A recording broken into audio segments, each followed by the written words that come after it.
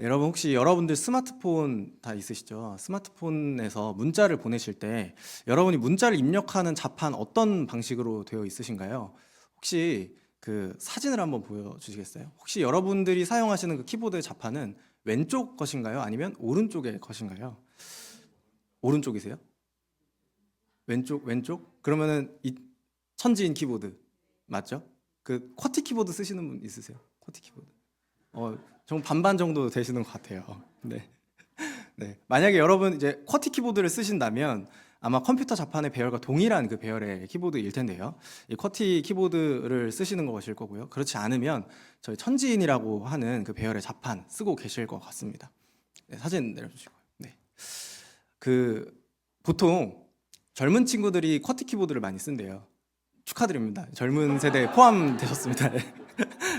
네. 스마트폰이 익숙한 우리 요즘 젊은 친구들이 이 자판 입력하는 속도가 굉장히 빠르잖아요. 사실 천지이든 쿼티든 이 젊은 친구들이 자판 입력하는 속도가 굉장히 빨라서 제가 보니까 이제 눈을 가리고도 정확하게 쓸 줄 아는 친구들도 있더라고요. 빠를 뿐만 아니라 정확하게 그 위치를 찾아내는 거죠. 그만큼 익숙하고 이 자판을 입력하는 것이 몸의 습관화가 되었다, 내면화가 되었다라는 것이겠죠. 만약에 쿼티 키보드를 쓰는 우리 친구들에게 갑자기 너 이제부터 천지인 키보드만 써야 돼 라고 이야기를 한다면 예전처럼 빠르고 정확하게 그 자판을 입력할 수 있을까요? 아무도 그렇게는 못할 거예요.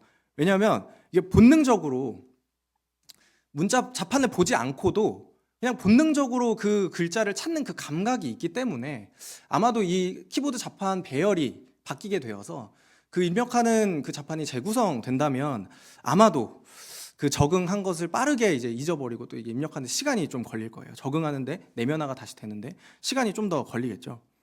여러분 그런데 그리스도인이 된다는 것, 그 믿음을 가지게 된다는 것은요. 그 삶의 기준이 완전히 새롭게 되는 것. 마치 그 자판의 배열을 완전히 재구성해서 새로운 자판으로 글씨를 입력해야 되는 것처럼 그 삶의 기준이 완전히 새롭게 변화되는 것이라고 성경은 말하는데요. 고린도후서 5장 17절 말씀입니다. 같이 한번 읽겠습니다. 시작.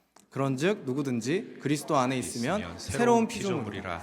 이전 것은 지나갔으니 보라 새 것이 되었도다. 아멘. 마치 키보드 자판 배열을 천지인에서 쿼티에서 천지인으로 바꾸어서 완전히 입력하는 그 원리 자체를 다르게 하는 것 같이 그리스도인이 된다는 것 또한 우리에게 완전히 새로운 삶의 기준과 삶의 재구성된 그런 습관들, 그런 원리들을 우리에게 준다는 것입니다. 이전 것은 지나가고 보라 새 것이 되었다라는 것이죠. 그래서 저는 오늘 설교를 시작하면서 이런 명제를 하나 여러분들과 나누고 시작하려고 합니다. 믿음은 우리의 삶을 재구성한다. 한번 따라해 보실까요? 믿음은 우리의 삶을 재구성한다. 네, 믿음은 우리의 삶을 재구성하는 줄 믿습니다. 특별히 예수님을 믿는 믿음은 저와 여러분의 삶 전체를 재구성하는 하나님의 능력인 줄 믿습니다. 예수님을 믿는 믿음이 우리의 생각과 우리의 세계관과 우리의 무의식과 우리의 습관, 우리의 삶 전체를 변화시키고 재구성한다는 것입니다. 여러분 그래서 우리가 예수님을 믿는다는 것, 그리스도인이 된다는 것은 단지 우리의 삶의 신앙생활을 추가하는 것이 아니에요. 일주일 혹은 나의 평생의 그 시간 속에서 내가 자식이든 엄마든 아빠로서의 역할이든 직장생활이든 취미생활에다가 예수님을 추가해서 끼워 넣는 게 아니라는 것이죠. 예수님을 믿는다는 것은 예수님이라는 그 키보드 자판으로 내 삶을 입력하는 것에 더 가깝다고 볼 수 있습니다. 오늘 본문은 예수님께서 행하신 요한복음에서 첫 번째로 행하신 그 가나의 혼례라는 그런 표적을 기록하고 있는데요. 요한복음 1장 19절부터 요한복음 12장까지 학자들은 표적의 책으로 구분한다라는 거 요한복음 처음 나누면서 함께 나눴죠. 특별히 가나의 혼례, 이 요한복음 2장 1절부터 11절까지 기록되어 있는 이 말씀은 예수님의 공생애가 본격적으로 시작되는 예수님의 첫 번째 표적이라고 볼 수 있습니다. 이 가나의 혼례는 오직 요한만이 기록하고 있고 사실 우리가 참 많이 아끼는 표적인데요.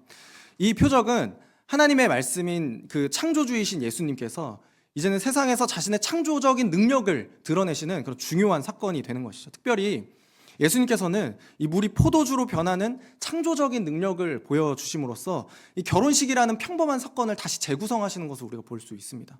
말씀을 함께 나누면서 예수님께서 이 결혼식 사건을 예수님의 관점으로 재구성하듯 오늘 우리의 삶을 재구성하시는 예수님의 창조적인 능력을 경험하는 은혜가 있기를 주님의 이름으로 축복드립니다. 그래서 오늘 저는 우리의 삶을 재구성하는 몇 가지 질문을 통해서 함께 말씀을 나누려고 하는데요. 저와 여러분이 첫 번째로 생각해 보아야 할 질문은 바로 이것입니다. 첫 번째로, 내 삶에 실질적인 영향을 미치는 존재는 누구이고 혹은 무엇이냐는 것이죠. 여러분, 그렇다면 여러분의 삶에 실질적인 영향을 미치는 존재는 누구인가요? 여러분의 삶의 기준을 제시하고 여러분의 행동을 변화시키는, 여러분의 그 습관을 변화시키는 그 존재는 누구인가요? 예수님이시죠. 혹시 누구를 위해서, 무엇을 위해서 시간을 사용하셨죠? 혹시 여러분 주변에 있는 관계는 어떤 기준을 가지고 맺어진 관계들인가요? 여러분, 여러분의 자녀들이 어떤 자녀로 성장하기를 원하세요? 여러분이 가장 바라는 이상적인 꿈은 어떤 꿈이고 그 꿈을 이루기 위해서 누구의 말을 가장 신뢰하고 싶으신가요? 오늘 본문에서 예수님께서는 제자들과 함께 갈릴리 가나에서 열리는 결혼식에 참여하셨습니다. 2장 1절 말씀인데요. 사흘째 되던 날 갈릴리 가나에 혼례가 있어 예수의 어머니도 거기 계시고 하고 요한이 기록하고 있습니다. 먼저 성경은 예수님의 어머니가 거기 계셨다 이렇게 말하고 있고요. 또 3절에 보시면요, 그냥 거기 있는 정도가 아니라 포도주가 다 떨어져 있는 그 상황을 신경 쓰고 있어요. 포도주가 다 떨어졌다라는 것을 염려하고 있거든요. 여러분, 그렇기 때문에 예수님께서 그 결혼 잔치에 계셨고, 그리고 어느 정도 그 음식물에 대해서 그 함께 나누는 그 음식물과 포도주에 대해서 신경 쓰고 계셨다는 것을 통해서 우리는 예수님의 어머니가 결혼 당사자의 친척이나 혹은 그 어느 정도는 그 음식을 공급하는 역할을 담당하고 있는 사람이었다라는 것을 생각해 볼 수 있습니다. 여러분, 지금도 그렇지만 결혼식은 사회적으로 아주 중요한 문화적 제도 가운데 하나죠. 여러분, 이 시대의 결혼식은 약 일주일 정도를 꽉 채워서 진행됐다고 하고요. 심지어 결혼식이 진행되는 이 일주일 동안에는 그 당사자들에게 어떤 사회적이고 종교적인 의무도 배제시켜줄 정도로 이 당시에 결혼식은 굉장히 중요한 문화였습니다. 이러한 축하 잔치를 주관하고 또 재정적으로 책임져야 하는 것은 보통 신랑 측의 몫이었는데요. 명예와 체면 이런 것들이 중요하게 생각되었던 고대 사회에서 초대받은 그 결혼식장에서 음식이나 포도주가 다 떨어졌다, 그래서 손님을 대접할 수가 없다라는 것은 법적인 소송까지도 불사할 정도로 아주 심각한 문제였다고 합니다. 엄청난 결례였던 거죠. 그래서 예수님의 어머니는 이 신랑 측의 명예가 크게 실추될 수 있는 이 상황을 염려하셨고요. 그 상황에서 예수님을 부릅니다. 예수야, 저들에게 포도주가 없다 이렇게 말씀하시는 거죠. 어떻게 보면 그 음식물과 포도주를 염려하고 있는 그 예수님의 어머니의 입장에서 굉장히 다급하고 또 심각한 그런 어떤 그 뉘앙스로 예수님을 좀 부르셨을 것 같아요. 근데 예수님의 대답이, 우리가 이제 예수님이라는 걸 빼고 엄마와 아들의 입장에서 보면 엄마 입장에서는 되게 속 터지는 대답이잖아요. 2장 4절 말씀인데요. 저희 같이 한번 읽어보겠습니다. 예수께서 이르시되 여자여 나와 무슨 상관이 있나이까? 내 때가 아직 이르지 아니하였나이다. 저는 예수님의 이 대답을 보면서 이런 생각을 했습니다. 예수님도 아들은 아들이네, 이런 생각을 했어요. 저도 부모님이랑 같이 살 때, 본가에서 부모님이랑 같이 살 때 엄마가 가끔 이제 저녁 식사를 차리다가 아들 가서 대파 좀 사와라, 뭐 양파 좀 사와라, 마늘 다진 거 좀 사와라, 뭐 이렇게 심부름을 좀 시키실 때가 있어요. 근데 저는 그러면 그랬거든요. 그냥 괜찮아, 그냥 먹어, 그렇게 했거든요. 그러니까 예수님께서 공생을 시작하신 거를, 이 공생의 사역을 시작하신 것을 보통 이제 30살 이후로, 30살 이후로 보잖아요. 근데 아들은 다 커도 아들이구나라는 걸 이 본문을 보면서 좀 느꼈던 것 같아요. 아들은 다 커도 아들이다. 사실 예수님의 대답이 전형적인 그 아들의 속 터지는 대답인 것 같지만, 그럼에도 이 이야기의 흐름을 생각하면 그래도 뭔가 좀 의아한 부분이 있어요. 예수님께서 자기 어머니를 부르는 여자여라는 호칭도 되게 공손한 호칭이라고 여러분들 잘 알고 계시죠. 그런데 아무리 그래도 아들치고는 조금 뭔가 거리감이 좀 느껴지지 않으세요? 나와 무슨 상관이 있나이까 하는 그 대답도, 예수님의 대답도 좀 냉정해 보이죠.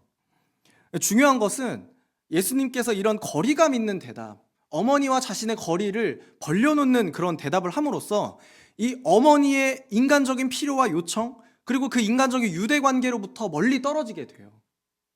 그러니까 어느 누구의 조언이나 요청, 어느 누구의 지시로부터도 철저하게 자유로운 상태에서 지금 이 일을 행하고 있다는 것이죠. 예수님께서 공생애를 시작하시면서 철저하게 자신의 주권적인 계획 가운데, 하나님께서 맡겨주신 그 부르심과 사명 가운데에서 이 첫 번째 표적을 행하고 계신다는 것입니다. 자신의 주권적이고 자유로운 의지에 따라서 예수님께서는 결혼잔치에 초대받은 사람에서 그 결혼잔치에서 누구보다 더 큰 영향력을 발휘하는 사람으로 하시게 되는데요.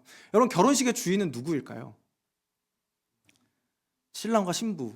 신부 쪽에 더 가까운 것 같아요. 해보니까 신부 쪽에 더 가까운 것 같기는 해요. 어쨌든 결혼식의 주인은 신랑과 신부죠. 특별히 그 일주일 동안의 그 결혼 잔치를 주관하는 역할이 하나 더 있는데 연회장입니다. 이 연회장은 굉장히 명예로운 직책이에요. 결혼 잔치에서 모든 것을 다 통제하고 운영할 수 있는 권한이 있거든요. 결혼식의 사회를 보기도 하고 전체적인 프로그램을 진행하기도 하고 초대받은 손님들이 지금 부족한 것은 없는지, 불편한 것은 없는지 살피는 그런 역할도 하고, 잔치 분위기를 망칠 수 있는 그런 사람들을 좀 이제 자제시키고 주의를 주는 그런 역할을 하기도 하고요. 음식과 또 포도주, 이런 음식물들이 잘 공급되고 있는지 조절하는 그런 역할을 연회장이 했거든요. 그렇게 보면 이 결혼식 안에서 가장 큰 영향력을 발휘해야 되는 인물은 연회장 혹은 신랑 혹은 신부가 될 것입니다. 근데 여러분, 예수님께서 이 본문 가운데에서 예수님의 어머니는 하인들에게 연회장이 아니라 예수님의 말씀을 무조건 들으라고 이야기를 합니다. 너희에게 무슨 말씀을 하시든지 그대로 하라, 이렇게 말씀하시죠. 이 말씀을 듣고 이 말씀을 듣고 예수님의 어머니의 말씀을 듣고 하인들이 그 예수님의 명령을 이제 순종하게 되는데요. 포도주가 떨어진 결혼식, 여러분 어떻게 보면 완전히 실패할 수도 있는, 소송까지 벌어질 수 있는 이 위기 상황에서 실질적으로 영향력을 발휘해야 되는 이 연회장이 완전히 배제되는 것을 우리는 본문을 통해서 볼 수가 있습니다. 예수님께서 모든 것을 통제하고 운영하는 자로, 이 결혼식 안에서 실질적인 영향력을 발휘하는 인물로 바뀌게 되는 것이죠. 재구성되는 것이죠. 나중에 하인들이 물이 가득 찬 그 돌 항아리에서 물을 떠가지고 연회장에게 이렇게 가져다 주는데요. 그 두 구절을 통해서 우리가 이 잔치의 주인은 예수님이다, 이 잔치에서 실질적인 영향력을 발휘하는 것은 누가 뭐래도 예수님이다 라는 사실을 분명하게 확인할 수 있습니다. 요한복음 2장 9절 말씀입니다. 9절부터 10절까지 같이 한번 읽겠습니다. 연회장은 물로 된 포도주를 맛보고도 어디서 났는지 알지 못하되 물도온 하인들은 알더라. 연회장이 신랑을 불러 말하되 사람마다 먼저 좋은 포도주를 내고 취한 후에 낮은 것을 내거늘 그대는 지금까지 좋은 포도주를 두었도다 하니라. 아멘. 여러분, 이 순간 누가 뭐래도 결혼식의 주인은 예수님이십니다. 실질적인 영향력을 발휘하시는 분은 누가 뭐래도 예수님이세요. 무슨 일이 일어났는지도 모르는데 연회장이 어떻게 이 결혼식을 주관하는 사람이라고 할 수 있을까요? 여러분, 한편으로 신랑의 입장에서 연회장이 불렀을 때 당신 지금까지 좋은 포도주를 숨겨두고 왜 이제서야 내놓냐, 이렇게 이야기했을 때 신랑은 어리둥절했을 것 같아요. 이 사람 지금 무슨 얘기를 하나 싶었을 것 같아요. 결혼식의 참된 주인, 실질적인 영향력을 발휘하는 주체는 우리는 예수님이라는 것을 본문을 통해서 확인할 수 있는 것이죠. 제가 지난주 토요일에 이발을 했는데요. 제가 마지막으로 이발을 했던 게 설 연휴 직전이었거든요. 설 연휴 직전에 마지막으로 이발을 하고 한 2달 정도 이발 안 했어요.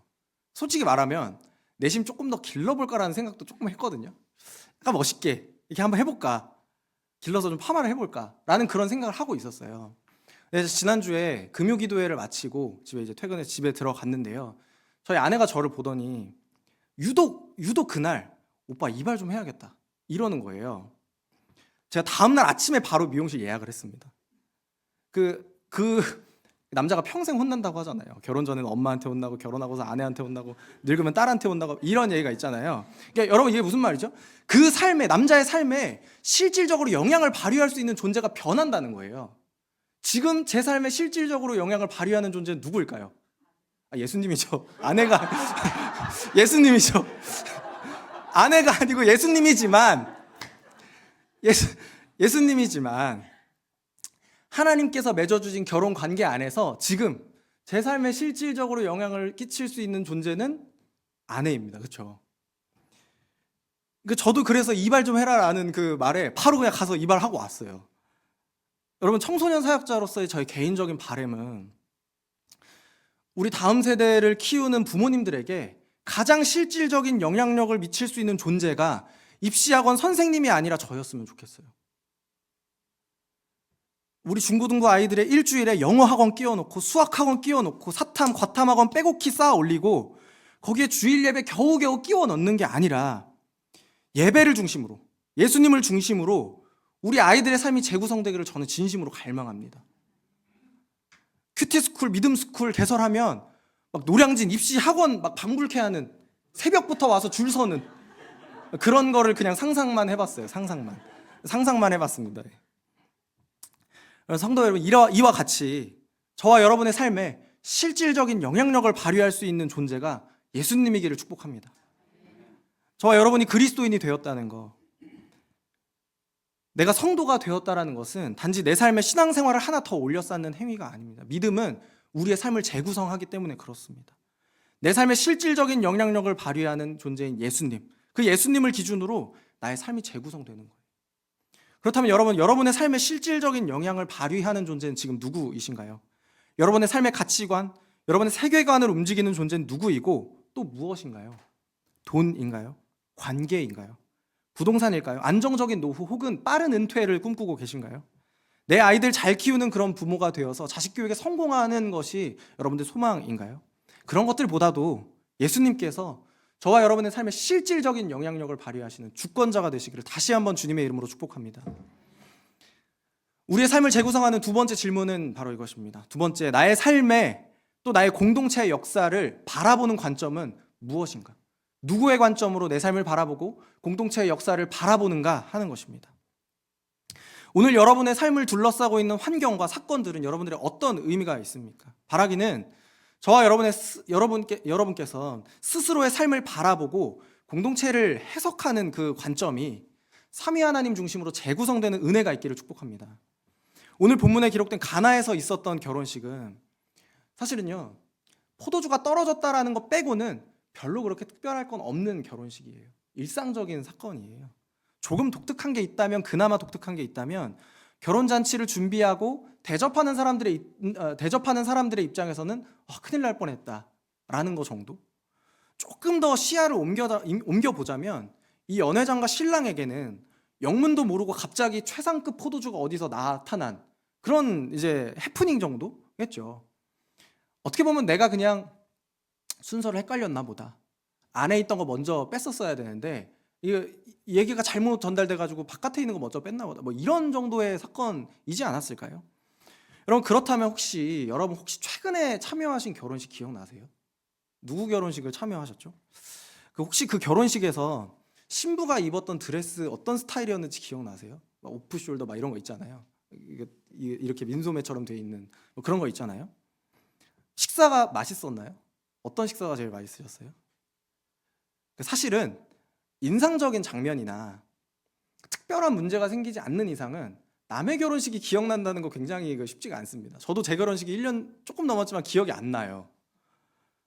이 결혼 예식에 참여한 사람들은 이 본문에서 이 결혼 예식에 참여한 사람들의 눈으로 보면 그 관점에서 보면 이 결혼식이 어땠을까요? 사실 이 결혼 잔치에 실제로 참여한 사람들의 입장에서는 별로 그렇게 큰 관심은 없었을 것 같아요. 무슨 일이 일어났는지, 이게 어떤 일이 있었는지, 왜 제일 좋은 포도주가 왜 나중에 나왔는지, 뭐 이런 거 별로 그렇게 크게 중요하지 않았을 것 같아요. 포도주가 얼만큼 남았는지, 왜 더 좋은 포도주를 나중에 내놨는지, 큰 문제가 없다면 그 잔치를 진행하는데 무슨 상관이겠어요? 결혼식은 분명 누군가의 삶에 기억에 남는 더없이 축하할 일이지만 사실은 평범한 일상에 가깝습니다. 그런데 여러분, 오늘 성경을 기록한 요한에게 이건 그냥 결혼식이 아니라 아주 특별한 사건이었는데요. 요한복음 2장 11절 말씀입니다. 11절 말씀 같이 한번 읽겠습니다.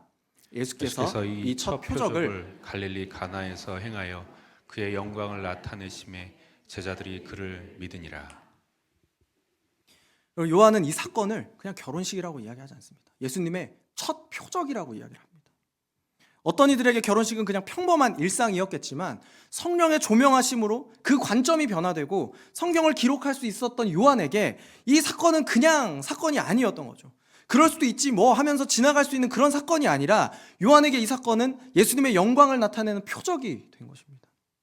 어떤 관점으로 그 사건을 바라보고 그 사건을 해석하느냐에 따라서 그저 스쳐 지나가는 하루를 보내기도 하고요. 우리는 반대로 하나님의 일하심을 경험하는 은혜를 쌓는 표적 같은 하루를 만들어내기도 합니다. 바라기는 저와 여러분의 별거 아닌 그 일상이 예수님의 표적이라는 사실을 깨닫는 은혜가 있기를 축복합니다. 저와 여러분의 삶은 예수님의 표적인 줄 믿습니다. 예수님께서 일하시는 그 일하심의 현장이고 예수님의 기적의 현장인 줄 믿습니다. 여러분, 그렇다면 여러분의 삶에 지금 어떤 일이 가장 중요한 그런 뉴스거리인가요? 오늘을 돌아볼 때 그냥 별 다를 것 없이 오늘 하루가 그냥 지나갔다고 생각하시나요? 아니면 도저히 하나님의 관점으로는 도저히 바라볼 수 없는 그 일이 있으신가요? 내 마음을 너무 어렵고 답답하게 만들어서 이 일 도저히 하나님의 눈으로는 바라볼 수 없는, 내 마음을 너무 답답하고 억울하게 만드는 그런 일이 여러분들 삶 가운데 있으신가요? 여러분의 마음을 가라앉게 만들고 또 무기력하게 하는 일, 때로는 들끓어 올라서 밤잠을 설치게 만드는 그런 일이 혹시 오늘 있으셨나요? 저도 몇 년 전에 코로나19 사태가 장기화되었을 때 마음이 많이 가라앉았을 때가 있었습니다. 그때 제가 파트 사역을 하고 있었는데요. 교회를 가도 아이들을 만날 수 없고 사역이 없으니까 사실 그냥 뭔가 생산적인 일을 해야 되는데 제가 좀 무기력했던 것 같아요. 집에만 누워있고 친구들은 뭐 나름대로 사역지에서 자기의 어떤 사역을 열심히 나름대로 하는 것 같은데 저는 뭘 해도 티가 안 나는 것 같은 그런 기분을 느꼈거든요. 뭘 해도 보람도 없고 열매도 없는 것 같고 사실은 할 의욕도 별로 없었습니다. 근데 제가 유튜브에서 한 노래를 듣게 됐는데요. CBS의 새롭게 하소서라는 프로그램을 진행하는 박요한 목사님이 부르신 오늘이 선물입니다라는 노래예요. 제가 그 노래를 듣고 나서 이 삶을 다시 한번 바라보니까 제 상황은 별로 달라진 게 없었는데요. 제 그 삶을 바라보는 관점이 조금 변한 것을 느끼게 되었어요. 사역도 할 수 없고 보람도 없고 내 삶도 내 사역도 특별하지 않은 것처럼 보이는 그런 상황은 달라진 것이 없었지만 달라진 게 있었는데 내 삶을 바라보는 관점이 달라지고 저는 저의 삶을 바라보는 관점을 조금씩 바꾸어가기 시작했습니다. 하나님의 눈으로, 하나님의 관점으로 바꿔가기 시작한 것 같아요. 그 노래는 이렇게 되는데요. 노래 보시면 당연한 게 하나도 없다. 당연한 게 하나도 없습니다. 이 모든 게 다 선물입니다. 내가 누리는 수없이 많은 것들은 그냥 우연히 주어진 게 아니기. 이미 가졌던 수많은 행복들을 왜 모르고 지나쳐 왔는지, 헛된 행복들을 가지려 또 잡으려 했던 지나온 부끄러운 나의 모습들. 내 삶의 기도가 아직 이루어지지 않아도 나는 불행한 게 아니라 이미 행복한 사람. 삶의 곳곳에 가리워 있던 행복들을 찾아내 감사를 노래하는 오늘이 선물입니다. 저와 여러분의 오늘 하루가 하나님께서 주신 선물인 줄 믿습니다. 예수님께서 일하시는 표적인 줄 믿습니다. 여러분, 그리스도인이 된다는 것은 삶을 바라보고 해석하는 관점이 재구성되었다는 거예요. 포도주가 부족할 뻔했던 그런 평범한 결혼식이 예수님의 표적된 것처럼 말이죠. 요한은 이 사건이 단지 포도주가 떨어졌다가 어딘가에서 생겨난 사건이 아니라 예수님의 영광을 나타내는 사건이라고 말합니다. 저와 여러분의 삶의 현장 역시도 주님께서 영광을 나타내시는 예수님의 표적이라는 것을 발견하는 은혜가 있기를 축복합니다. 여러분의 관점은 누구의 관점이세요? 삶을 바라보고 해석하는 관점, 여러분 누구의 눈으로 바라보고 계세요? 여러분, 저와 여러분의 삶의 믿음의 관점이 회복되기를 축복합니다. 우리의 삶을 재구성하는 질문 그 마지막은요. 나의 수고와 나의 헌신이 가리키고 있는 곳은 어디인가 하는 것입니다. 나의 수고와 나의 헌신이 가리키고 있는 것, 목표하고 있는 것, 이루고자 하는 것은 무엇인가 하는 것입니다. 여러분, 요한이 이 사건을 표적이라고 부른다는 것을 우리는 이미 나눴습니다. 평범한 물이 최상급 포도주로 변한 것은 예수님의 창조적인 능력을 경험하시는 예수님의 놀라운 기적이 된 것이죠. 그런데 요한복음이 이 예수님의 놀라운 기적을 기록하는 방식에도 조금 차이가 있는데요. 이 네 권의 이 복음서 가운데에서 공관복음은 마태, 마가, 누가 이 공관복음은 예수님의 기적을 기록할 때 어떻게 기록하냐면 하나님의 아들로서 그 능력을 나타낼 때, 그 기적을 통해서 그 예수님께서 하나님의 능력을 나타낼 때 이 기적이 기록되어요. 예수님의 능력을 나타내는 그런 역할로. 그리고 공간복음에서 예수님의 기적은 어떤 중요한 특징이 있는데요. 사람들의 믿음 이후에 나타나는 거예요. 사람들이 믿고 그 다음에 그 믿음을 보시고 예수님께서 그 기적을 행하세요. 능력을 보여주세요. 마태복음 15장 28절에서요. 이에 예수께서 대답하여 이르시되 여자여 네 믿음이 크도다. 네 소원대로 되리라 하시니 그때로부터 그의 딸이 나으니라 말씀하시고, 누가복음 5장 20절도요. 예수께서 그들의 믿음을 보시고 이르시되 이 사람아 내 죄사함을 받았느니라 하시니. 보시면 먼저 믿음을 보시고 그 믿음으로 인해서 예수님께서 능력을 베푸시는 그런 특징이 공간복음에서 나타나는 그 예수님의 기적이거든요. 그런데 요한복음은 예수님의 기적을 기록할 때 조금 다른 방식으로 이것을 표현해요. 먼저 본문을 한번 보시죠. 요한복음 20장 30절부터 31절인데요. 우리 같이 한번 읽겠습니다. 예수께서 제자들 앞에서 이 책에 기록되지 아니한 다른 표적도 많이 행하셨으나 오직 이것을 기록함은 너희로 예수께서 하나님의 아들 그리스도이심을 믿게 하려 함이요 또 너희로 믿고 그 이름을 힘입어 생명을 얻게 하려 함이니라. 아멘. 네, 요한은 이 요한복음을 기록하면서 내가 예수님께서 행하셨던 많은 다른 표적들도 알고 있다. 그런데 그 다른 표적들도 많이 있지만 이것을 기록함은 그리스도이심을 믿게 하려 함이다. 이렇게 이야기를 하고 있어요. 이 표적들은 요한이 수많은 예수님의 그 능력과 기적들을 보았지만 고르고 골라서 요한복음에 7개만 딱 기록했어요. 그리고 요한이 여기에서 표적들을 선별해서 기록하고 이 표적을 기록한 이유는 뭐 때문이냐고 이야기를 하냐면 믿음 때문이라고 이야기를 해요. 표적을 보고 그 표적이 가리키는 방향이 믿음이어야 한다는 것이죠. 여러분, 공관복음에서는 믿음을 보시고 예수님께서 기적을 베풀지만 요한복음에는 예수님의 능력, 즉 표적은 예수님을 믿는 믿음을 가리킵니다. 믿음 때문에 표적이 있는 거예요. 그래서 여러분, 요한복음에서 예수님의 기적을 표적이라고 이야기를 하잖아요. 다른 데에서는 능력, 초자연적인 능력, 하나님의 아들로서의 권능, 이런 단어를 쓰지만 요한복음에서는 유독 이것을 표적이라고 이야기해요. 여러분, 표지판이 어떤 기능을 하죠? 표지판 그 자체로는 의미가 없어요. 그렇죠? 화장실 가고 싶을 때, 화장실 너무 급할 때 화장실 표지판 보고 개운하다 하는 사람이 어디 있어요? 표시는 그 자체로 의미가 있는 것이 아니라 그것이 가리키는 것이 훨씬 더 의미가 있습니다. 요한복음에서 표적이 가리키고 있는 것, 뭐라고요? 믿음이요. 예수님을 믿는 믿음이 요한복음에 나타나는 기적 가운데서 찾을 수 있는 의미라는 것이죠. 여러분, 이 본문을 다시 보게 되면, 그래서 이 표적이라는 그 개념을 가지고 본문을 다시 보게 되면 예수님의 어머니께서 연회를 섬기는 하인들에게, 이 잔치를 섬기고 있는 하인들에게 예수님의 말씀에 그대로 하라고 말씀하십니다. 요한복음 2장 7절부터 8절인데요. 예수께서 그들에게 이르시되 항아리에 물을 채우라 하신즉 아귀까지 채우니 이제는 떠서 연회장에 갖다 주라 하시매 갖다 주었더니. 여러분, 하인들이 예수님의 말씀에 순종해서 항아리에 물을 채우고 떠서 연회장에게 갖다 줍니다. 그런 점에서 이 하인들의 모습을 통해서 이 물떠온 하인들은 분명히 예수님의 제자들이 가지고 있는 그 원형적인 모습, 예수님의 제자들이 가져야 되는 그런 어떤 모델과 같은 그런 프로토타입을 보여주고 있어요. 말씀에 순종하고 그 순종으로 인해서 예수님께서 하시는 그 놀라운 기적들을 목격하는 사람, 이게 제자잖아요. 이게 성도잖아요. 순종하고 목격하는 사람. 그런데 사실은 이 요한복음을 기록한 요한의 입장에서 이걸 다시 보게 되면 이 사건에서 가장 많이 혜택을 받은 사람, 표적을 표적되게 하는 사람은 누굴까요? 이 글을 읽는 그리스도인들이 가장 지향해야 되는 인물들은 하인들이 아닙니다. 제자들이죠. 왜 그래요? 예수님의 표적이 표적되게 만드시는 그 의도를 정확하게 이룬 것은 제자들이기 때문에 그렇습니다. 11절 다시 한번 보겠습니다. 11절 같이 읽습니다. 예수께서 이 첫 표적을 갈릴리 가나에서 행하여 그의 영광을 나타내심에 제자들이 그를 믿으니라. 아멘.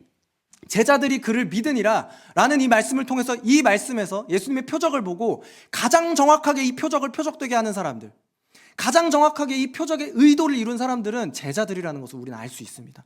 그럼 물론 포도주를 맛보고도 무슨 일이 일어났는지도 모르는 연회장과 신랑보다는 예수님께서 하시는 일들을 목격하고 그 포도주의 출처를 알았던 하인들이 훨씬 더 낫습니다. 훨씬 더 나아요. 몰랐던 사람들보다는. 근데 여러분, 단순히 아는 데에서 멈추고 순종하고 아는 데까지밖에 나아가지 못했던 하인들보다는 그 표적을 보고 예수님을 믿는 믿음으로 나아간 제자들이 훨씬 더 가치 있는 일을 했어요. 왜냐하면 표적이 분명히 예수님을 가리키는 일을 했고 제자들은 그것을 보고서 믿었기 때문에 그래요.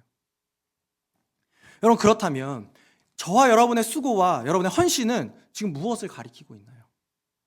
여러분이 가지고 있는 에너지와 관심, 여러분의 가치관, 여러분의 표적과 같은 오늘 하루는 무엇을 가리키고 있나요? 예수님의 첫 번째 표적 이야기에서 정말 이 하나님께서 의도하시는 것은 그 속에서 우리가 무엇을 하고 있느냐가 아니에요. 하나님께서 정말 진정으로 원하시는 그 본질은 우리가 그 표적을 보고서 어떻게 반응하느냐인 것이죠. 예수님의 표적과 같은 오늘 하루, 예수님께서 하시는 그 일하심을 보고 우리의 반응이 무엇이냐가 훨씬 더 이 글의 의도, 이 글의 목적과 맞다는 것입니다. 성도 여러분, 특별히 우리의 예배라는 그 특별한 그 예수님의 표적 가운데에서 섬기는 일도 가치 있는 일이고요, 봉사하는 일도 칭찬받아 마땅한 일입니다. 순종함으로 다락방에 참여하기를 결단하고 신앙 강좌 훈련에 참여하고 봉사자로 세워지는 것도 너무나 귀한 일인 줄 믿습니다. 그런데 그 모든 일에서 우리의 수고와 우리의 헌신, 우리의 결단이 혹시 예수님을 믿는 믿음이 아니라 다른 것을 가리키고 있지는 않나요? 예수님을 믿는 믿음이 아니라 그 표적 가운데에서, 그 수고와 헌신 가운데에서 다른 것을 바라보고 있지는 않나요? 저와 여러분의 수고와 헌신은 예수님을 드러내는 표적인가요? 아니면 나 자신을 가리키고 있는 인간적인 열심인가요? 사랑하는 성도 여러분, 예수님을 믿는 믿음이 우리의 삶을 재구성하는 줄 믿습니다. 특별히 나의 일상과 나의 삶의 태도, 나의 삶의 방향을 바꾸는 줄 믿습니다. 믿음이 우리의 삶을 재구성한다라고 이야기할 때 그것은 단지 내 삶 속에 무언가를 추가하는 것이 아니라는 것을 말씀드렸습니다. 믿음은 저와 여러분의 삶의 중심을 완전히 바꿔놓는 것이고요, 우리를 새로운 피조물 되게 하는 예수님의 능력인 줄 또한 우리가 믿습니다. 우리의 삶에 실질적인 영향력을 발휘하는 예수님, 삶을 바라보는 우리의 관점을 재구성하시는 예수님, 우리의 수고와 헌신이 오직 믿는 대로 향하도록 우리의 삶 전부를 재구성하시는 그 예수님의 은혜와 능력이 있기를 다시 한번 주님의 이름으로 축복합니다.